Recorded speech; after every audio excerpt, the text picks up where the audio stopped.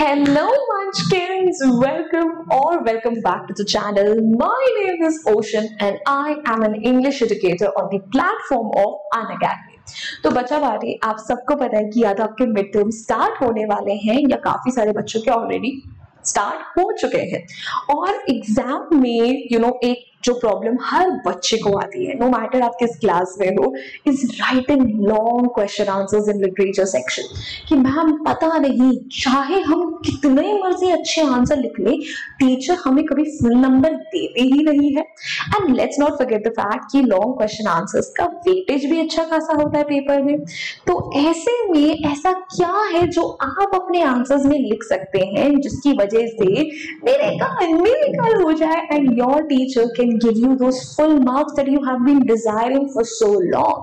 तो वही मिरेकल को कराने के लिए आज मैं ये वीडियो लेकर आई हूँ, where from a teacher's perspective I'm going to give you some tips and some things that a teacher looks for in a student's answer, जिसकी वजह से वो मजबूर हो जाए कि कहाँ इस बच्चे को तो फुल नंबर देने ही है।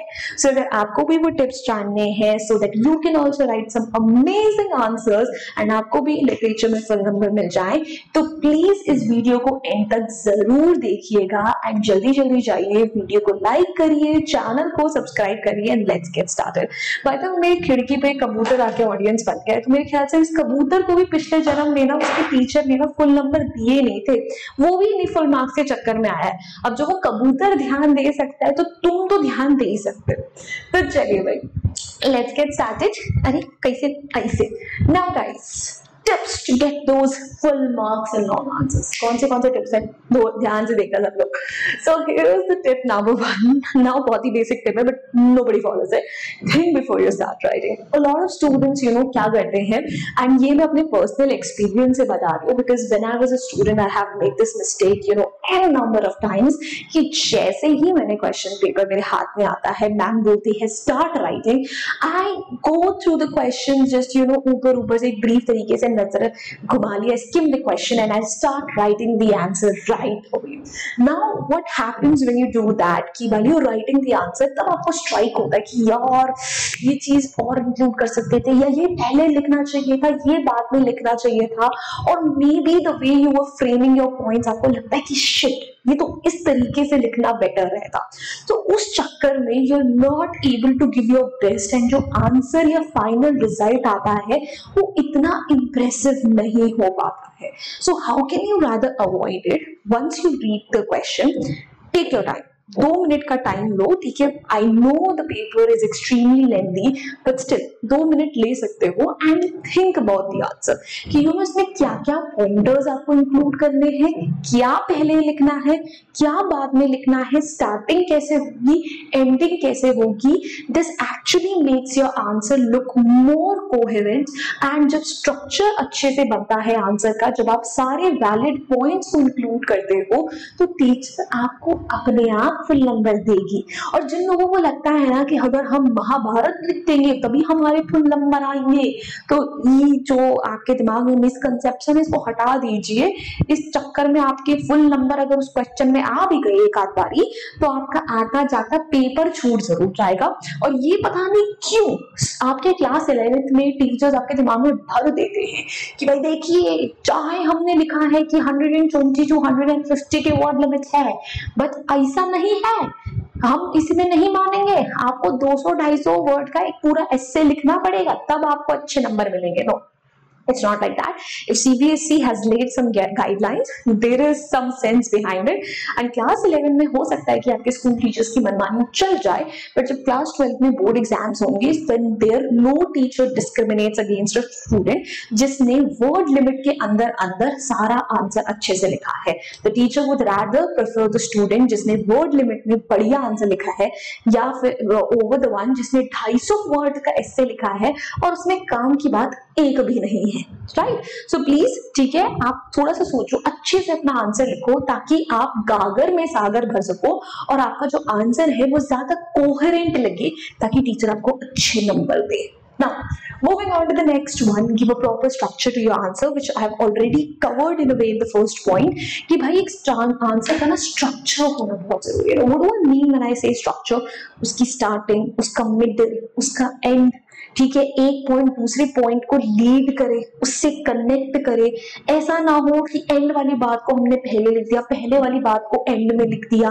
ठीक है, आंसर को जब टीचर पढ़ रही है तो उसे ऐसा लग रहा है कि हाँ यार this point is leading to this one, और she can clearly basically have a distinction between the answers given for each of the part of the question, because most of the times जो long question answers होते हैं they are 2 or 3 part questions, so she should be able to see कि आपने हर एक part का अच्छे से clear answer दिया है, आपने पूरे आंसर को एंड में कंक्लूड करा है।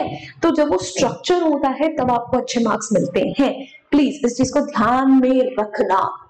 Now, moving on to the next one, give reference for your info points. Now, ये एक बहुत जरूरी बात है जो कि काफी सारे बच्चों को नहीं पता होता है, and especially this is something to be kept in mind when you are writing your character sketch based questions. जब आप character sketch based answers लिखते हो ना, तो उसमें कई सारे तो ऐसे points होते हैं जो कि directly आपको चैप्टर के रेफरेंस से पता चल जाते हैं, but then there are certain qualities और certain characteristics that you rise on the basis of your conclusion as per the incidents that have happened in the chapter. तो जब आप ऐसे पॉइंटर्स लिख रहे हो तो उनके लिए आर्ग्यूमेंट्स देना, रेफरेंस देना बहुत जरूरी है। आप let's say you are writing the character sketch of the narrative of we are not afraid to die, Gordon Cook आप दे रहे हो, ठीक है। तो वहां पर आपने लिखा कि जो गॉर्डन कुक थे he was a far sighted person, वो दूर की सोच कर चलते थे। How? चैप्टर में तो कहीं नहीं मेंशन है। You will write it when you give the points कि भाई how can you say that? Because before the ship entered into Southern Indian Ocean, he was smart enough to employ 2 extra handymen on the deck ताकि उसे थोड़ी extra help मिल सके। उसने हम दूर की सोची, ठीक है। He made sure that he invest 16 years of his life to learn seafaring skills ताकि उसे शिप में जाकर प्रॉब्लम ना हो। तो उसने दूर की सोची, right. So you need to give those pointers ताकि टीचर को लगे कि हाँ भाई हवा हवा में बातें नहीं लिखी गई है, तो student actually has some solid arguments behind it जिसके बेसिस पर वो इस कंक्लूजन पर पहुंचा है। Trust me, that makes a lot of impact. Now, moving next, make the opening and closing impact. Now, this is very very important. ठीक है, I think ये सब बच्चों को पता भी होता है कि हाँ अगर आपकी स्टार्टिंग, आपकी एंडिंग अच्छी होगी तो टीचर्स, एग्जामिनर्स इम्प्रेस्ड होते हैं। But then a lot of you don't know how can you make those openings and closing lines impactful. तो let me just share some of my pointers. तो देखो, closing को अगर आपको इम्पैक्टफुल बनाना है ना, तो उसके लिए तो मैं सबसे बढ़िया टिप जो आपको दूंगी, that always end it with your personal opinions. कैसे? Let's say you've written a character sketch, तो उसके end में you can write that how that character personally impacted you, whether you basically were inspired by it, or you felt emotional because of that character, or you could relate to that character, or maybe you didn't like how the character was portrayed in the story. ठीक है, anything that would make your answer stand out, because वो आपका एक personal opinion है। किसी और बच्चे का similar हो सकता है opinion, but then they would write it in their own way, right? Now, how to make the openings impactful? Openings को impactful बनाने के लिए सबसे easy तरीका है, if you are related to the question, if it's a value based question or something like that, you have a quote जो कि उससे बिल्कुल फिट बैठे, ठीक है।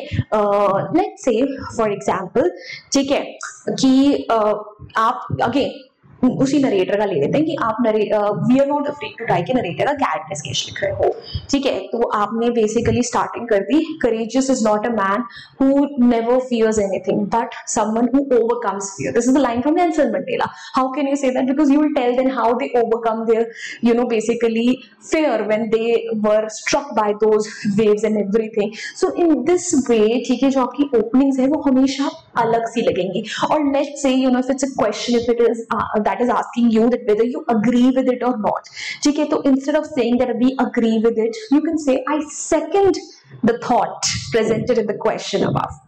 It's a different way of saying it. तो थोड़ा सा अगर आपने अपनी vocabulary के साथ वहां पर खेल लिया तो वो भी आपको बहुत ज्यादा हेल्प कर सकता है।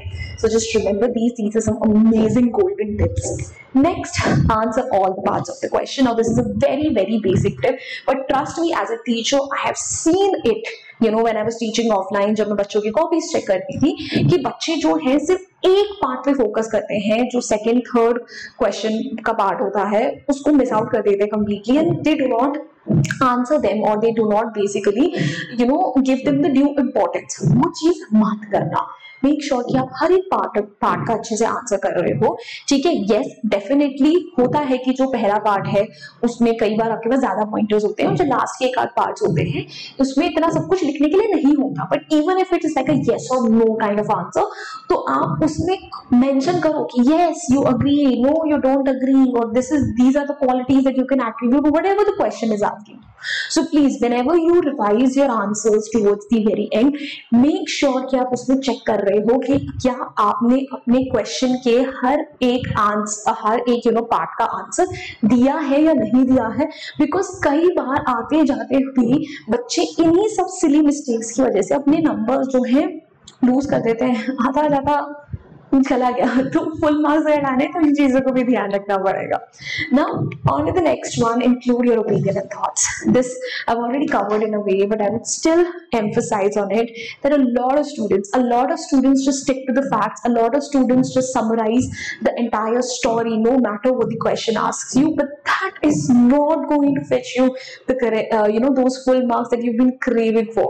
What's going to help you achieve your goal is when you include your personal thoughts and opinions. Literature is all about how the story impacts you, what it makes you feel, what it makes you think. When you are going to include that very fact in your answer, that is going to impress your examiner. तब उसे लगेगा कि हाँ यार बच्चे ने कुछ अलग सा लिखा है. If it's a character sketch based question, as I've told you already, make sure to mention your own opinions and thoughts related to the character. If it's a value-based question, you can mention that how those values can improve your life quality or how they can make you a better person. It could be a negative opinion as well, where you want to say that how this character was not justified in the story. Okay? Or how his character arc could have been made better by the author if he would have presented in this other way as well. तो आप उन चीजों को भी mention कर सकते हो यार. कुछ ऐसा लेकर दो अपने पर्सनल थॉट्स और ओपिनियन पे, एग्जामिनर को लगे कि हाँ यार इस बच्चे ने वो पॉइंट नहीं लिखा है जो कि हर बच्चा लिख रहा है. And please stop summarizing the entire story for every single long question. I do understand that there could be some questions that are demanding you to summarize in a nutshell what the story said, but not most of the questions ask you to do. Do not resort for that option until and unless तुम्हारे पास कोई point बचा ही नहीं है. ये जो summary वाला point है ना, ये आपको तब सोचना है जब आपको लगे कि यार मुझे कुछ आ ही नहीं रहा इस आंसर से रिलेटेड, मुझे नहीं समझ में आ रहा मैं इसमें क्या मेंशन करूं. तब आप ये चीज करो कि हाँ आपने पूरी समरी ही छेप दी और इसमें तो कुछ ना कुछ ऐसा मिल ही जाएगा टीचर को जिसकी मदद से मुझे नंबर दे दे. बट अगर फुल नंबर चाहिए तब समरी लिखने का मतलब नहीं बनता है. तब सिर्फ वो वाला पार्ट या वो वाले इंसिडेंट्स को इंक्लूड करो जो कि आपके क्वेश्चन से रेलेवेंट है. समझे? Moving on, underline the important points. Now this is also very basic tip जो कि आपको वो extra marks fetch करने में help कर सकती है. कैसे? भाई देखो, आपकी जो टीचर है सिर्फ आप ही की क्लास में आराम से 40 बच्चे तो होंगे, 30 बच्चों का एवरेज ले लेते हैं चलो, ठीक है. उस टीचर को उन 30 बच्चों की कॉपीज चेक करनी. ऐसे मल्टीपल सेक्शंस होंगे, मल्टीपल क्लासेस होंगी जिस टीचर को पढ़ाती है, ठीक है. एंड उस टीचर के पास मतलब ऑन एन एवरेज भी अगर आप देखो 150 कॉपीज तो है ही है चेक करने के लिए, वो भी लिमिटेड टाइम पीरियड में. So more than often times ऐसा हो जाता है because we teachers are also human beings. जब आप आंसर्स चेक कर रहे होते हैं we miss out on those important pointers, keywords, जिसकी वजह से we could give you those extra marks. And how can you make sure कि आपकी टीचर की नजरों में वो पॉइंट आए ही आए? मे बी समथिंग दैट जो बहुत आउटस्टैंड कर रहा है, आपको पता है कि कीवर्ड है, underline them, simply underline them. आपने आंसर लिख लिया, आपको पता है ये कुछ ऐसी चीजें जो मैं चाहता हूँ कि टीचर की नजरों में आए, अंडरलाइन कर दो. Right it in pointers if you would like, divide it into paragraph, something जो पेपर प्रेजेंटेशन को ऐसा कर रहा है कि आपकी टीचर की उस आंसर को देखते ही उन चीजों पर नजर पड़ जाए. तभी तो ऐसा होगा कि आपकी टीचर आपके नंबर काटेंगे नहीं, रादर आपको वो एक्स्ट्रा नंबर देकर जाएंगे जो आप चाहते हो. Right. Moving on, give reference, sorry, reference बोल रही हूँ, give preference to grammar over vocabulary. एक ऐसा पॉइंट है ना, ठीक है, जो कि लिटरली मैं बच्चों को बार बार बोलकर थक चुकी हूँ, because students for some reasons are obsessed with vocabulary. They think it's good vocabulary, it's Shashi Tharoor's level vocabulary that is going to fetch them full marks in the exams, which is not true at all. भाई teachers जब आपका answer देखते हैं, they do not want कि उनको ऐसा answer मिले जिसके लिए खुद उन्हें गूगल या डिक्शनरी खोल कर बैठना पड़े. They just want you to write answers in a way जिससे पढ़कर लगे कि हाँ क्लास 11th के बच्चे ने आंसर लिखा है. And good English is not identified just when you use heavy words. आप एक चीज नोटिस करो, ठीक है, कि मैंने 15-20 मिनट की आपकी वीडियो बनाई, कौन सा ऐसा वर्ड आपने मेरे मुंह से सुना जिसको सुनकर आपको ऐसा लगा हो कि यार इसका मतलब क्या है? आई डोंट थिंक सो, मैंने हार्डली ऐसा कोई वर्ड यूज करा है. बट येट आई थिंक काफी बच्चों को ये लगता होगा कि यार इस टीचर की इंग्लिश बहुत अच्छी है. Why? Because you know the way you frame your answer, sentences, your I'm saying vocabulary, your grammar, your command over that language, that matters. आप किस तरीके से सेंटेंसेस को कनेक्ट कर रहे हो, आपकी ग्रामर कितनी अच्छी है, उसका मतलब बनता है, वो भी आपके लेवल को जस्टिफाई करती है. सो do not pay so much attention to vocabulary. More than often times what happens कि आप जब डिफिकल्ट वोकैबुलरी को यूज करते हो, आप कॉन्टेक्स्ट ही नहीं पता होता कि वो डिफिकल्ट वर्ड यूज कहाँ करना है, उसके आगे कौन सा प्रेपोजिशन आएगा, उससे पहले कोई आर्टिकल आएगा भी या नहीं आएगा, वो किस पार्ट ऑफ स्पीच में है. तो इसकी वजह से जो आपका सेंटेंस सीधी साफ भाषा में अच्छा मतलब बना रहा था, उसका कोई सेंस ही नहीं बैठेगा और नंबर मिलने की जगह कट जरूर जाएंगे. सो ग्रामर पर थोड़ा फोकस करना ताकि ग्रामर की वजह से नंबर ना कटे. अगर ग्रामर बहुत अच्छी है और आपको उस वर्ड के ऊपर कॉन्फिडेंस है, आपको उसकी स्पेलिंग वगैरह यूसेज सब अच्छे से पता है, तब यूज करो.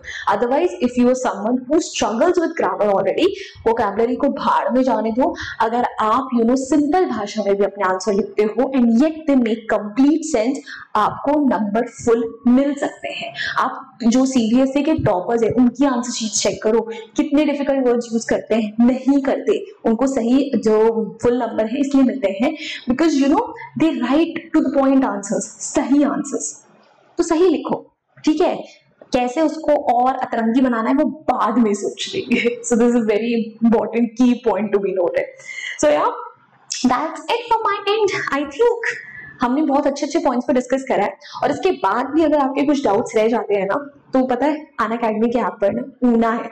Una can answer your doubts instantly, give you tips, provide you resolutions and even summarise your sessions.